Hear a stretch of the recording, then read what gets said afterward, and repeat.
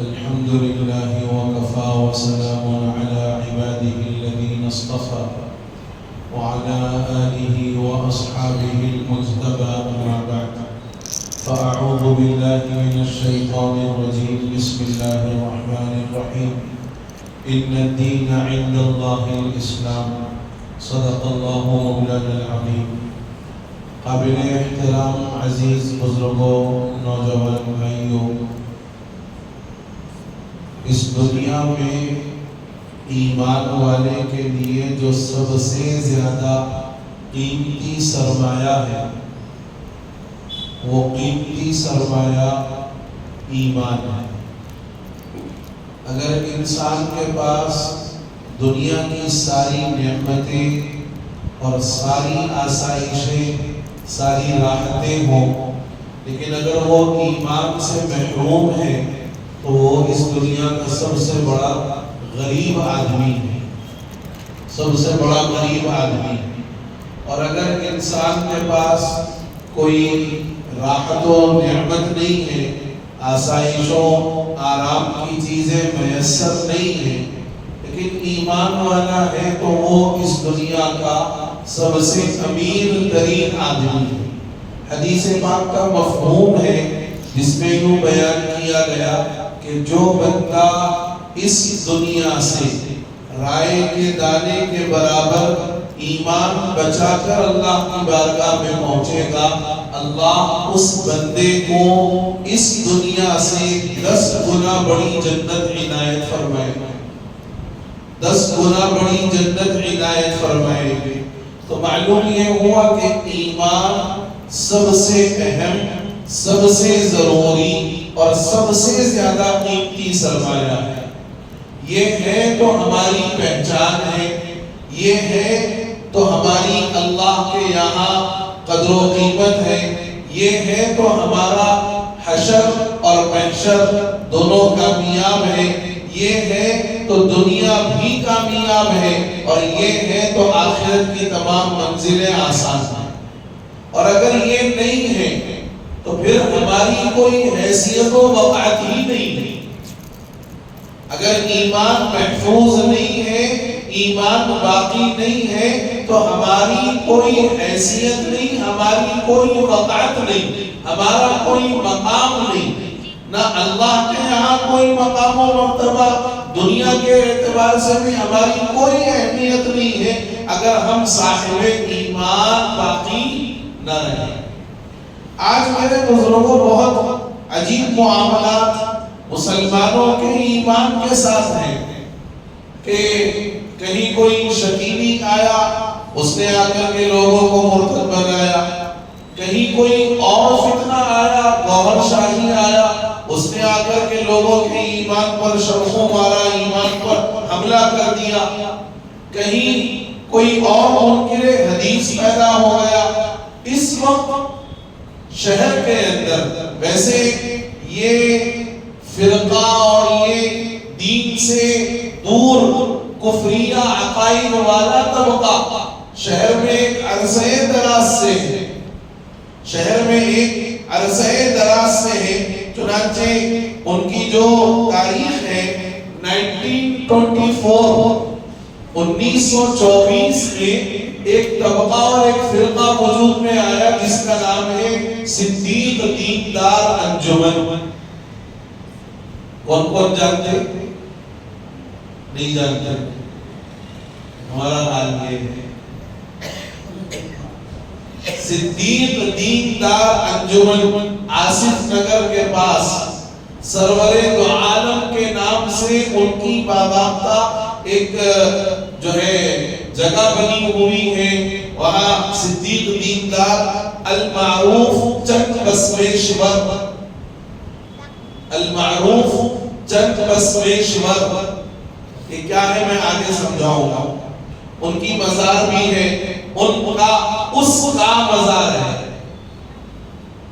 اس کا مزار ہے، اور وہاں ان کی باضابطہ خانقاہ ہے. سرور دو عالم کے نام سے خانقاہ بنی ہوئی، جن کا براہ راست تعلق صدیق دیندار جو انجمن کا بانی اور مبانی تھا، اس کا براہ راست تعلق مرزا غلام احمد قادیانی کے بیٹے مرزا بشیر الدین محمود کے ساتھ تھا۔ مرزا غلام احمد قادیانی کون؟ بولو نا، قادیانی کون؟ کافر۔ قادیانی کون؟ کافر۔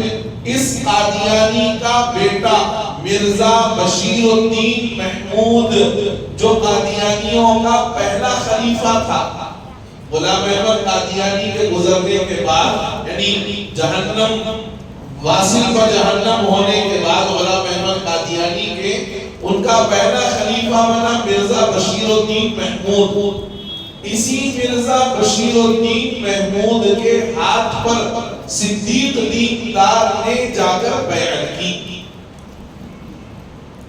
صدیق دیندار نے جا کر بیعت کی، اور محمد علی لاہوری قادیانی، محمد علی لاہوری قادیانی کے ساتھ بیٹھ کر، بلکہ اس سے صدیق دیندار نے قادیانی تفسیر پڑھی، قادیانی تفسیر پڑھی، اور پھر وہاں سے حیدرآباد میں آ کر نئے نئے دعوے کیے، نئے نئے دعوے کیے۔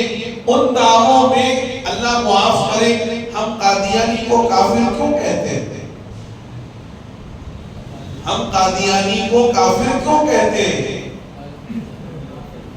ختم نبوت کا انکار کیا، اپنے آپ کے نعوذ باللہ نبی ہونے کا دعویٰ کیا کہ میں ذلی نبی ہوں، میں بروزی نبی ہوں، میں فلانا ہوں، میں امکانہ، میں یہ ہوں، فلاں ہوں، یہ دعویٰ اس نے کیا۔ صدیق دیندار جانتے ہو کیا دعویٰ کرتا ہے؟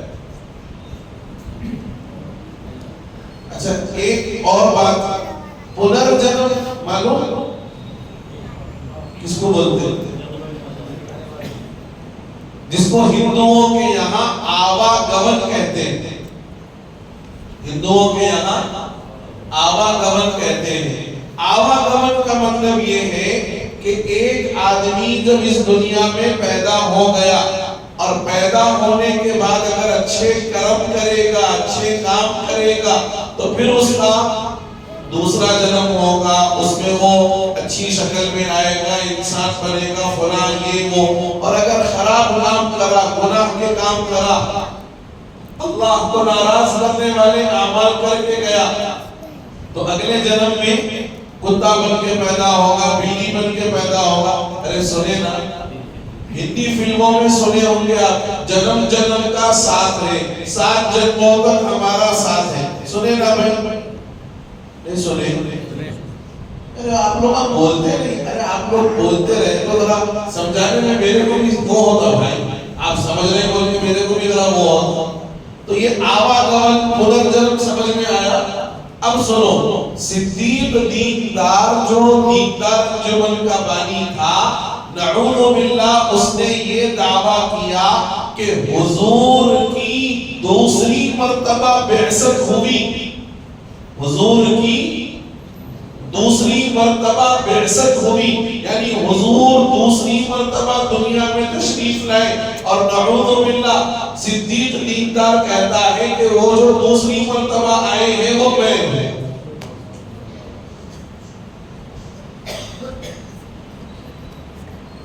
جو دوسری مرتبہ آپ تشریف لائے ہیں وہ میں ہوں۔ یہ میں نہیں کہہ رہا، ان کی کتابوں میں لکھا ہوا، یہ میں نہیں کہہ رہا، یہ ان کی کتابوں میں لکھا ہوا ہے۔ پھر اپنے آپ کو امام المجاہدین کہتا ہے، دین کے اعتبار سے کچھ واقف کار آدمی نہیں تھا، جیسا دین جاننے والے جو ہوتے ہیں، کوئی ایسا واقف کار نہیں تھا دین کا، دین کے بارے میں کوئی بہت زیادہ علم والا نہیں تھا، بس ادھر ادھر کی تھوڑی بہت باتیں پڑھ لی، اور قادیانیت کے لٹریچر کو لے کر سب سے پہلے ہندوؤں کا اوتار بننے کا دعویٰ کیا، ہندوؤں کا اوتار بننے کا دعویٰ کیا، اسی ہندوؤں کے اوتار بننے کے عنوان پر اپنا نام چند بسویشور رکھا، یعنی جگت گرو۔ کیا مطلب ہے اس کا؟ جگت گرو، جگت سمجھتے دنیا، گرو استاد، اسی نام پر اپنی خانقاہ کا بھی نام رکھا، خانقاہ سرور دو عالم۔ یہ ہے صدیق دیندار کا میں نے بہت مختصر سا تعارف کروایا۔ یہ کلرک کی نوکری کرتے تھے گلبرگے میں، کلرک کی نوکری کرتے تھے۔ جب یہ وہ کچھ سمجھ میں نہیں آیا، قادیان گئے، مرزا محمود کے ہاتھ پر بیعت کی، محمد علی لاہوری سے قادیانی تفسیر پڑھی اور قادیانیت کا سارا لٹریچر پڑھ کر اس میں جو قادیانی نے دعوے کیے اور قادیانی نے جو کہا کہ میں مرزا موعود ہوں، میں مسیح موعود ہوں، میں فلاں ہوں، میں فلاں ہوں، ایسے ہی بے شمار دعوے صدیق دیندار نے بھی کیے۔ میں نے کہا کہ قادیانی نے کہا تھا ذلی نبی اور عروضی نبی۔ ذلون کہتے ہیں سائے کو، نبی کی نبوت کا سایہ اس کے اندر آیا، قادیانی نے کہا تھا، اور اس نے کہا کہ نہیں، حضور کا نعوذ باللہ پنرجنم ہوا، وہ پنرجنم جس شکل میں ہوا وہ میں ہوں۔ یہ دوسری بعثت کا جو اس نے دعویٰ کیا، یہ صدیق دیندار انجمن کے ایک بڑے عقائد میں کا ایک عقیدہ۔ آگے آپ دیکھتے چلیں کہ ان کے عقائد کیا ہیں، کہ معلوم یہ ہوگا کہ ان کے قادیانیت سے ان کے تعلقات کتنے قریب ہیں۔ مرزا غلام احمد قادیانی کی طرح صدیق دیندار نے بھی حیرت انگیز اور متضاد قسم کے دعوے کیے، بلکہ دعووں میں صدیق دیندار قادیانی سے بھی 2 قدم آگے نظر آتا ہے۔ دعووں میں صدیق دیندار قادیانی سے بھی 2 قدم آگے نظر آتا ہے۔ چنانچہ صدیق دیندار اور ان کی انجمن کے لٹریچر کا جائزہ لینے سے معلوم ہوتا ہے کہ صدیق دیندار نے قادیان جا کر مرزا بشیر الدین محمود جو قادیانیوں کا دوسرا خلیفہ تھا اس کے ہاتھ پر بیعت کی، پھر محمد علی لاہوری قادیانی سے قادیانی تفسیر پڑھی، اور پھر حیدرآباد آ کر ہندوؤں کی کتابوں اور مرزا غلام احمد قادیانی کی پیشین گوئیوں کو کھینچ تان کر اپنے اوپر چسپاں کیا اور اپنے آپ کو ہندوؤں کا اوتار چند بسویشور ہونے کا دعویٰ کیا۔ اچھا، اور قادیانی ملعون کی پیروی میں گڑ گڑ کر نئے منصب اور مقامات ایجاد کیے جس کا قرآن و حدیث میں کہیں کوئی ذکر نہیں، اور ان مناصب پر، یعنی جو منصب نکالا، جو عہدے نکالا، ان مناصب پر خود اپنے بارے میں یعنی خود فائز ہونے کا دعویٰ کیا کہ جتنے منصب ہیں وہ سب میں ہی ہوں۔ چنانچہ ایک دعویٰ اپنے بارے میں کہا کہ یوسف مولود ہوں۔ کیا کہا؟ یوسف مولود ہوں۔ ہندوؤں کے اوتار کے بارے میں کہا کہ چند بسویشور ہوں۔ مظہر خدا کا، خدا کا مظہر ہے یہ، نعوذ مظہر خدا، مسیح موسیٰ، امام المجاہدین، مہدی، امام المجاہدین مہدی، اور نعوذ باللہ ہندوانہ عقیدے پر پنرجنم، دوبارہ جنم کے مطابق حضرت محمد الرسول اللہ صلی اللہ علیہ وسلم کی بعثت ثانی، یعنی دوسری مرتبہ بعثت ہوئی اور اپنی شکل میں ہونے کا دعویٰ کیا۔ اب آپ بتاؤ کہ ایسے بےہودہ اور لچر قسم کے دعوے کرنے والوں کو کوئی یہ کہے گا کہ یہ مسلمان ہیں؟ مگر ان کا نام مسلمان، ان کا لباس مسلمانوں جیسا، ان کا لباس کیسا؟ ہری پگڑی، ہرا عمامہ اور زعفرانی رنگ کا کرتا، جو سوامیاں جو پہنتے نا وہ کلر کا کرتا اور ہری رنگ کی پگڑی۔ ابھی چند دن قبل جو ہے یہاں میرارم کے پاس سنی دعوت اسلامی کا 2 روزہ اجتماع ہوا تھا، عیدگاہ میں سنا ہوگا، وہاں حسان فاروقی صاحب جو سنی دعوت اسلامی کے ذمہ داروں میں سے ہیں، جس وقت یہ جلسہ ہو رہا تھا ایک صدیق دیندار کا آدمی وہاں جا کر اپنا لٹریچر تقسیم کر رہا تھا۔ وہ ویڈیو بھی بہت وائرل ہوئی جس میں باضابطہ حسان فاروقی صاحب نے اسٹیج سے اعلان کر کے کہا کہ وہ فلانے صاحب ہیں، ان کو باہر کا راستہ بتایا جائے۔ فلانے صاحب وہاں کھڑے ہوئے ہیں، اپنا لٹریچر بانٹ رہے ہیں، ان کو کیا کرو، باہر کا راستہ بتاؤ۔ یعنی علماء اب زبانی طور کے علاوہ عملی اقدام کے ساتھ یہ بتانا چاہ رہے ہیں کہ یہ ایمان کے ڈاکو اور ایمان کے لوٹے۔ ابھی 2 دن قبل منصف کے اندر صدیق دیندار انجمن کی طرف سے ان کا کوئی مشاعرہ جو صدیق دیندار کا عرس تھا، اس عرس کے موقع پر انہوں نے اپنا ایک اشتہار دیا تھا منصف میں۔ اخبار والوں کو پروفٹ سے مطلب ہے، ان کو یہ نہیں ہے کہ بھئی اس سے مسلمانوں کی اور ختم نبوت کے عقیدے کی جو ہے توہین ہوتی ہے، تذلیل ہوتی ہے۔ بعد میں وہ اعتذار کر دیتے ہیں کہ صاحب ہم سے غلطی ہو گئی، ہم تو ختم نبوت کو ماننے ہی والے ہیں، مگر انہوں نے اشتہار چھپوایا دیندار انجمن، منصف نے چھاپا، اگلے دن اعلان کر دیا کہ ہم سے غلطی ہوئی۔ اچھا، جب وہ اشتہار کے چھپنے پر منصف نے اعتذار کیا، معذرت چاہی، تو پریس کانفرنس کروا کر اپنے مشاعرے کے سلسلے میں ویڈیو کانفرنس کی، اور اللہ کا کرنا یہ ہوا کہ جس چینل کے ذریعے سے وہ ویڈیو کانفرنس کی گئی، وہ ویڈیو بھی یوٹیوب سے ڈیلیٹ کروا دی گئی۔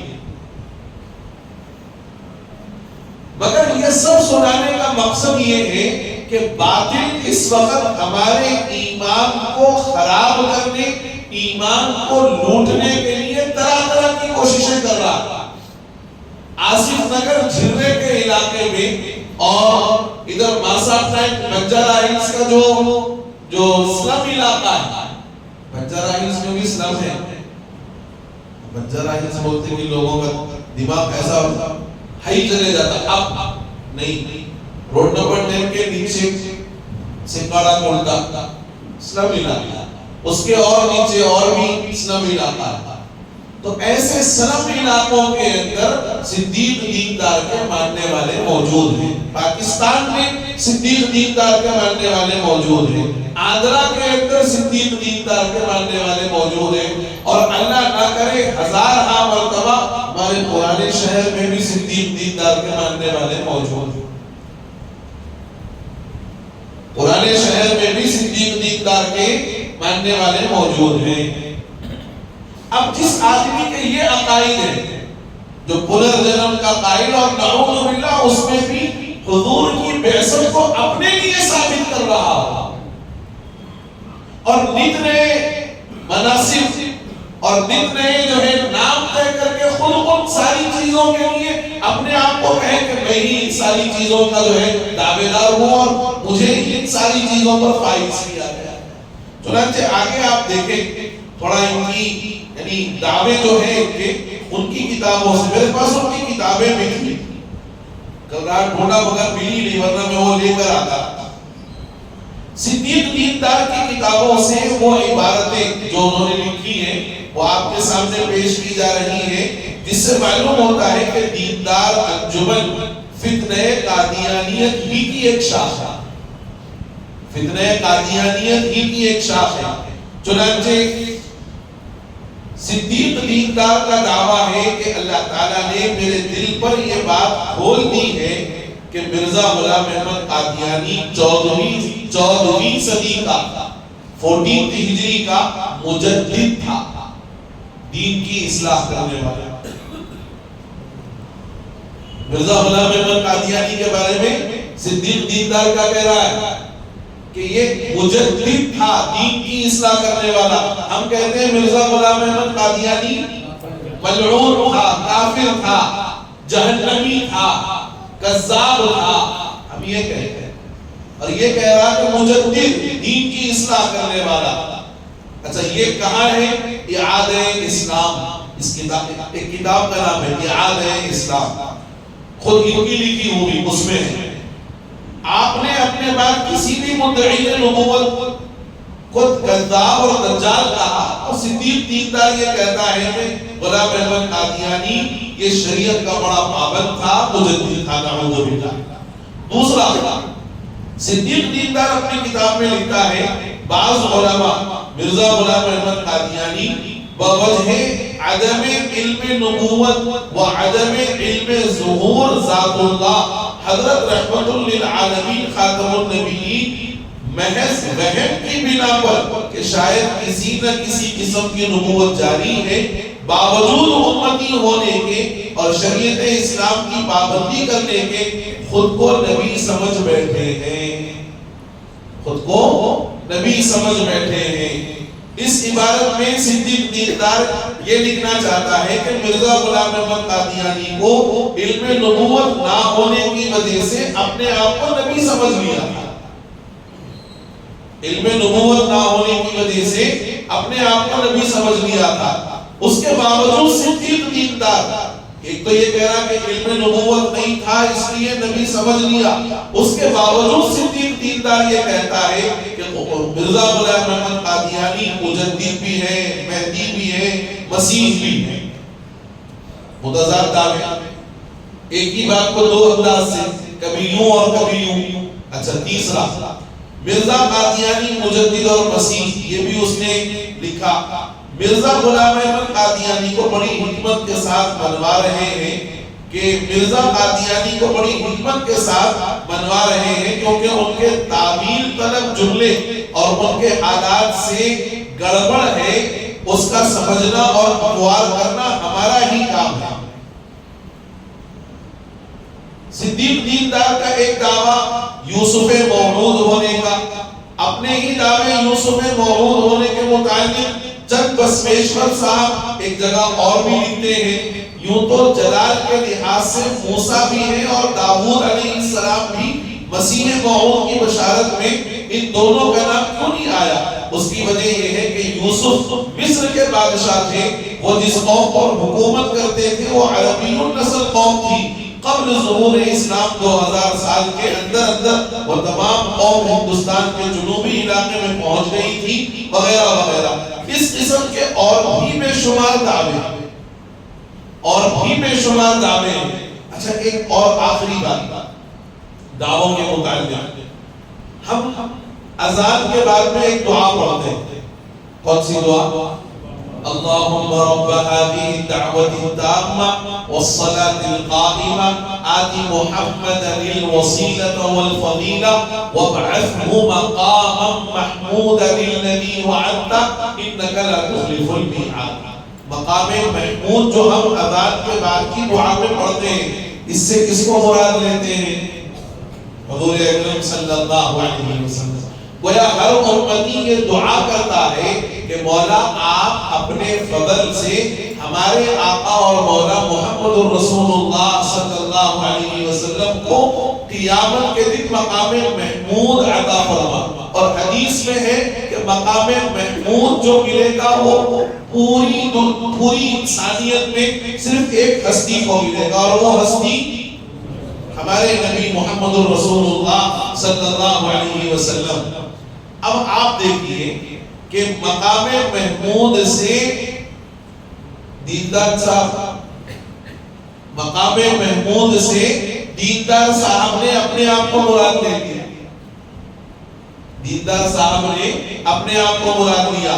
محمد الرسول اللہ صلی اللہ علیہ وسلم ہر 1300 سال کے بعد ایک امتی کی قبا پہن کر، وہی پنرجنم والی بات، ہر 1300 سال کے بعد ایک امتی کی قبا، یعنی گویا اس کا جسم، اس کا لباس لے کر سمجھو آپ جلوہ گر ہوں گے۔ اور ہر اذان کے بعد 1300 سال سے جو دعا کی جا رہی ہے مقام محمود کے لیے، اس سے مراد صدیق دیندار ہے۔